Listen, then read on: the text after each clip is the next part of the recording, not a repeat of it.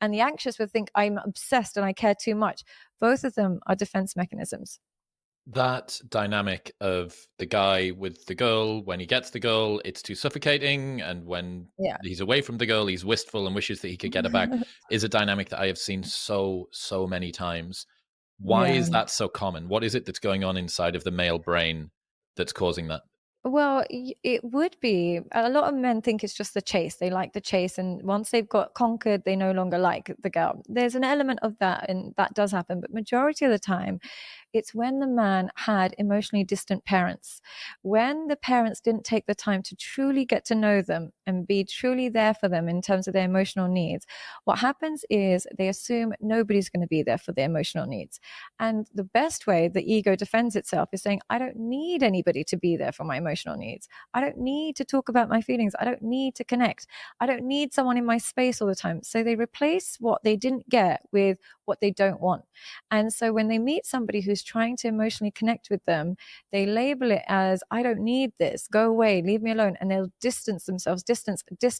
But when she leaves, they're in pieces.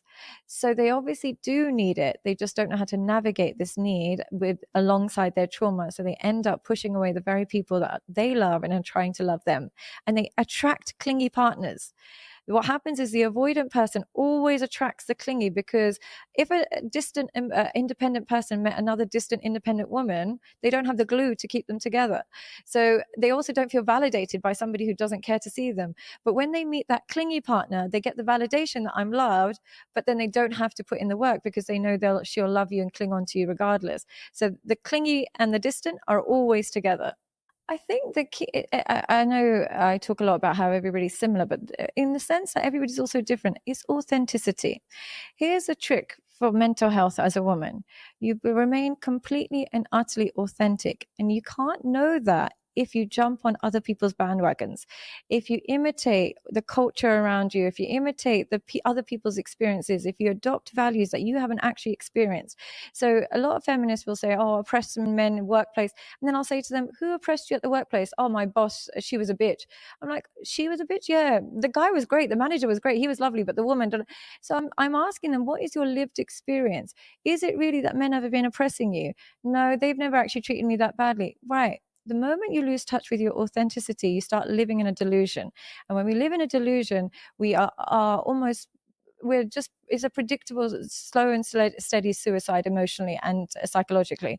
So start to live according to your authenticity. What do you truly want? Well, do you truly want to sleep with this guy to look cool and to act like a bad bitch? No, you don't. How do you feel afterwards? I feel shit. So why are you doing it? Do you really want to text your ex after a fight with your boyfriend? No, but I just want to get even. Why are you doing it? Do you truly want to post that picture of you out there and just have to deal with DMs all day? And do you truly feel good when you post on that OnlyFans? No, but I just want a bag. What do you want to do with that bag? I don't know. I don't even use them. Stay in touch with your authentic self. I promise you it's secure to any psychological or mental health issue. But for men? I'm sorry? Do the equivalent that you've just run through there, but for men, the authenticity side. It's similar to I would say it's same thing for men. I think if you want strong psychological health, slightly different, what I would say for men. The key for a man is self-control. For women, it's authenticity. You have to stay authentic as possible because our body tells us so much. Our body will tell you when you're craving a child, when you're getting angry, when you're getting hostile, because our hormones are all over the place. For a man, your body sometimes speaks against you. It will crave, pleasure all the time. Your key to successful mental health is complete and utter self-control in terms of your mind, body, and soul. You control what you consume. You don't watch everything. You don't go into every desire. You control who you put yourself into. You don't go and sleep with everyone anyway. You actually gain far more self-esteem when you reject women than when you accept women. There is that man that has women that he's rejecting feels far greater than that man who can't say no to anybody because he's jumping at the opportunities. Self-control even with what you eat. When I have clients that come to me and they've got a bit of depression, I say to them, until you go to the gym and until you lose weight, there's no conversation that me and you can have that will change your self-esteem. It won't do it, because me and you can have a great conversation, but when you go and take a shower or when you go and get undressed in front of a woman, everything I've said to you won't mean anything. So self-control with what you eat. Go work out. Don't have to have a six-pack, but self-control. Now, when a man practices self-control, he becomes such an unshakable being, because none of his friends can make him drink alcohol if he doesn't want it. No woman can make him spend money on her if he doesn't want to. No gambling machine can make him waste money. Are you from a Muslim background? Yeah, Okay. I am Muslim. I'm Pakistani, so we grow up Muslim. Yep. And grew up in the UK and now live in Dubai. Yes. Okay. Yes. Given that very traditional, in some Mhm. regards, upbringing in terms of the values that you've been raised Absolutely. with, what are your thoughts and what are your insights around this current trend of applauding childlessness and demonization of motherhood that we're seeing coming from certain corners of women's advice at the moment? It's do you know what? I have to say it's so alien to me, because when you are from my culture, our parents live for their kids. This is all we see. So what will happen? I remember when I used to go to school with my friends who are English, and they'd say, "Oh, my mum and dad are going on holiday," or "My mum and dad are going to restaurants." And I'm like, "My mum and dad don't go and do anything without us. They just live for the kids, and their money is saved for the kids' wedding days, and everything is just like the kids, the kids, the kids." They center around, probably too much around the children.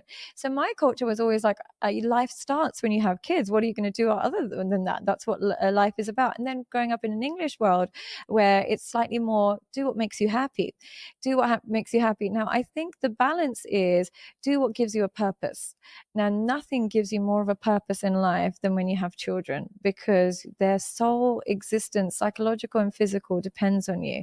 And I'm not saying do it because you want to feel loved or anything, but it's the only thing that will exist when you die.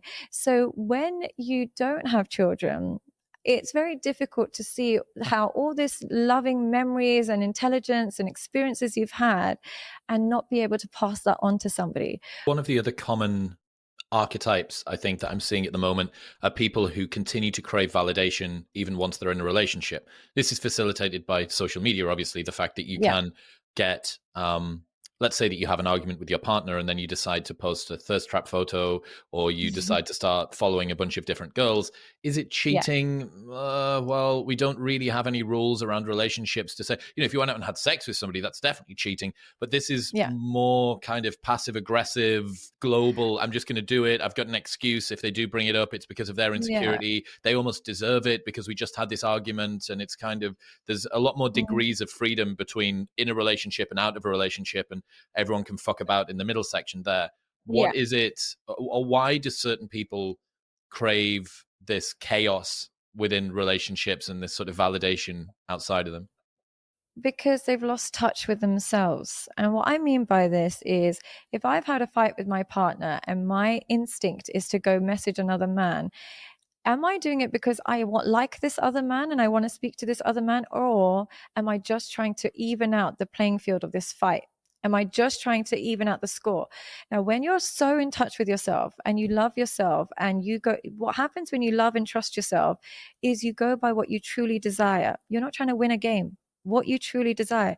You don't post a picture online to get comments because you're not in the mood. You've just had a fight with your partner. But when you're playing a game, it's game on. Every time you've annoyed me, game on. So when I speak to people and clients, especially, they'll say, "Oh, he's just been liking another girl. He hasn't called me in a couple of days. I'm going to go see my ex." I'm like, but just stop. Do you want to see your ex, or are you doing this? I think what I would love to focus a little bit more on is the impact of pornography on men. I think pornography has had a huge impact on men and women. And I would love to kind of focus, if I could have one mission in this whole kind of social media space, it would be to draw light to the impact of pornography on men's mental health. Because what pornography does is it teaches men women are wild and are promiscuous. So in the real world, they look for wild and promiscuous women without realizing that wild and promiscuous woman then breaks their boundaries and hurts them, and they end up in a slow suicide in the form of depression. and they don't realize that it's all connected.